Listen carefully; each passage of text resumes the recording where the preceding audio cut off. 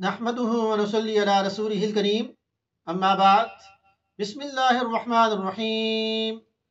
دشمن سے حفاظت کے لیے ایک ایسا مجرب نسخہ، ایک ایسی کمال کی آیت ہے، یہ ایسا کلمہ ہے، یہ وہ کلمہ ہے جو ابراہیم علیہ السلام نے بھی پڑھا جب آپ کو آگ میں ڈالا گیا۔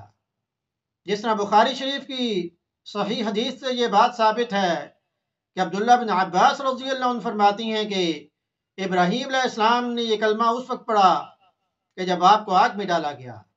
اس کے علاوہ محمد مصطفیٰ صلی اللہ علیہ وسلم نے یہ کلمہ اس وقت آپ نے یہ فرمایا کہ جب لوگوں نے مسلمانوں کو ڈرانے کے لیے کہا کہ قریش نے بہت زیادہ سامان جنگ تمہارے خلاف اکٹھا کر لیا ہے، پس ان سے ڈرو، فخشوہم، پس ان سے ڈرو، لیکن مسلمانوں کا تو ایمان بڑھ گیا، فزادہم ایمانا، اور انہوں نے پھر اس وقت یہ کلمہ پڑھا۔ تو سورہ آل عمران کی آیت نمبر 173 سے یہ کلمہ ثابت ہے، یہ آیت وہاں پر موجود ہے۔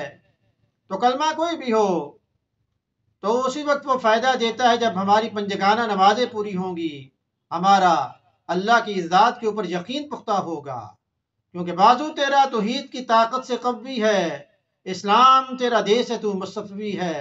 تو وہ کلمہ کون سا ہے کہ حسبنا اللہ و نعم الوکیل، اللہ ہی ہمارے لیے کافی ہے اور وہ بہترین کام بنانے والا ہے۔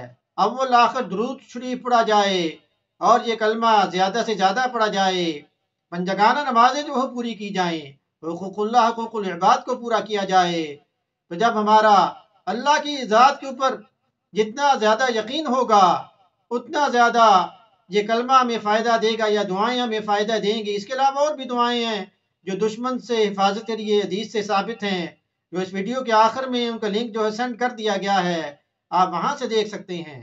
تو اللہ پاک عمل کی توفیق عطا فرمائیں۔ دعا سننے کے بعد اسے شیئر بھی کریں تاکہ یہ آپ کے لیے صدقہ جاریہ بن جائے۔ وما علینا الا البلاغ المبین۔